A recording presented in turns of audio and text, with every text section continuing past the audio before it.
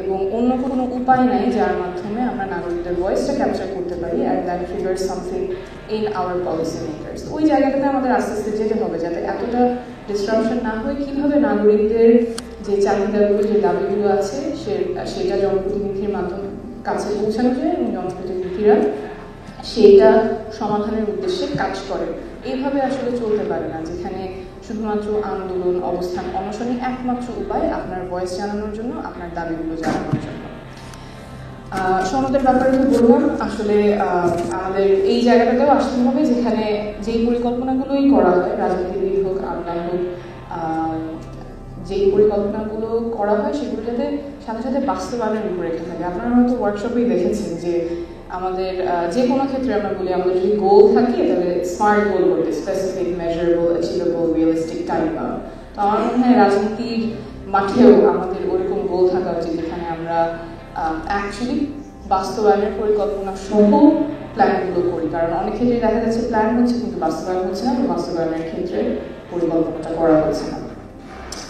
আগামী রাজনীতি কেমন হওয়া উচিত? আমার মনে হয় আগামী রাজনীতিতে খুব গুরুত্বপূর্ণ ভূমিকা পালন করা উচিত আমাদের তরুণদের। আমি আপনাদের সাথে কথা বলেছি, দেশের প্রায় প্রত্যেকটা জেলায় গিয়েই তরুণদের সাথে দেখা হয়েছে, কথা হয়েছে। আপনাদের মধ্যে একটা অন্যরকম এখন উচ্ছ্বাস আছে, আগ্রহ আছে, দেশের জন্য আপনারা কাজ করতে চান, স্বপ্ন দেখছেন। তো আমাদের রাজনীতিবিদ হিসেবে দায়িত্ব হচ্ছে এই তরুণরা যারা দেশের জন্য কাজ করতে চায়, দেশ নিয়ে স্বপ্ন দেখছে, তারা যাতে একটা সুস্থ সুন্দর পরিবেশে রাজনীতিতে সম্পৃক্ত হতে পারে সেই ব্যবস্থাটা করে দেয়। এক্ষেত্রেও আমরা নাগরিক পার্টি থেকে প্রস্তাব করেছিলাম যে ভোটিং এজটা কমানো, 16-তে নিয়ে আসা, কিছু স্ট্রাকচারাল চেঞ্জ যদি না আসে তাহলে আমরা শুধু বলবোই তরুণরা রাজনীতিতে আসা উচিত, নারীর রাজনীতিতে আসা উচিত, কিন্তু আমরা যদি স্ট্রাকচারালি চেঞ্জ না করি তাহলে সেটা কথার মধ্যেই থেকে যাবে, আবারও বাস্তবায়ন হবে না। তো এই ভোটের এজটা কমানো, this is now almost trend. কিছু কয়েক মাস আগে যুক্তরাজ্যের পাশ হয়েছে যে আগামী নির্বাচন থেকে 16 বছর যারা বয়সী তারা ভোট দিতে পারবে।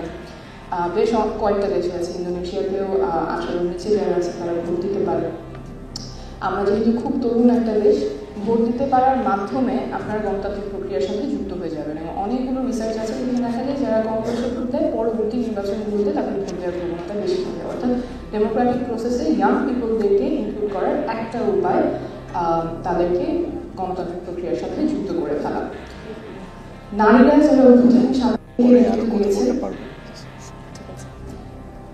নারীরা যারা সামনে থেকে নেতৃত্ব দিয়েছেন তাদেরকে অন্তর্ভুক্ত করার প্রয়োজন, এবং এই ক্ষেত্রেও একটা স্ট্রাকচারাল চেঞ্জ আনার প্রয়োজন। আমরা জাতীয় নাগরিক পার্টি থেকে প্রস্তাব দিয়েছিলাম যে আমাদের যে সংরক্ষিত আসন আছে সেটা 50 থেকে 100-তে উন্নীত করা, অর্থাৎ মিনিমাম 25% রিপ্রেজেন্টেশন থাকবে জাতীয় সংসদে, এবং এটা সরাসরি ভোটের মাধ্যমে আসবে। বর্তমানে যে পদ্ধতি যেখানে দল নমিনেট করছে নারীদেরকে, সেখানে কিন্তু সেই নারী সাংসদের দায়বদ্ধতা দলের সেই নেতার প্রতি থাকে যে তাকে নমিনেশন দিচ্ছে, জনগণের প্রতি থাকে না।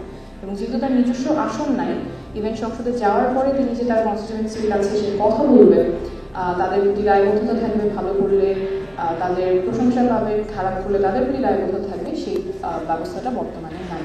কিন্তু যদি সরাসরি নির্বাচনের মাধ্যমে নারীরা সংসদে যেতে পারে, তখন তাদের তৃণমূলে যেতে হবে, মানুষের সাথে কথা বলতে হবে, তাকে ইশতেহার করতে হবে। তারপরে যখন সংসদে যাবেন, সংসদে যাওয়ার পরে এই মানুষগুলোর সাথে আবার তার যোগাযোগ করতে হবে, যে প্রমিসগুলো তারা করেছিলেন সেটার ভিত্তিতে কাজ করতে হবে। না করতে পারলেও সেখানে দায়বদ্ধতার জায়গা থেকে হবে। আনফর্চুনেটলি এখানেও পলিটিক্যাল পার্টিগুলো একসাথে আসতে পারেনি, কিন্তু এই পরিবর্তনগুলো করার প্রয়োজন তরুণদের জন্য, নারীদের জন্য। আমার মনে হয় এটা শুধুমাত্র নাগরিক পার্টি না, এরকম একটা দলের এজেন্ডা না, এটা ক্রস পার্টিসান একটা ইস্যু হওয়া উচিত, যেখানে সকল রাজনৈতিক দলের একসাথে কাজ করে কি করে এই বিশাল জনগোষ্ঠীদেরকে আমরা পলিসি মেকিং এবং পলিটিক্যাল প্রসেসে অন্তর্ভুক্ত করতে পারি, সেটার জন্য স্ট্রাকচারাল চেঞ্জেসগুলোতে একমত হওয়া। শেষ যে কথাটা বলবো আমাদের প্রবাসী ভাইদের জন্য, ওনারা অভ্যুত্থানে অনেক বড় রোল প্লে করেছিলেন। সেই ক্ষেত্রে অন্তর্বর্তীকালীন সরকারের প্রমিস ছিল যে এই নির্বাচনে তারা ভোট দিতে পারবেন। আবারও যে কথা দিয়ে শুরু করেছিলাম যে পরিকল্পনা হয়, বাস্তবায়নের ক্ষেত্রে পথটা খুব দুর্বল থাকে।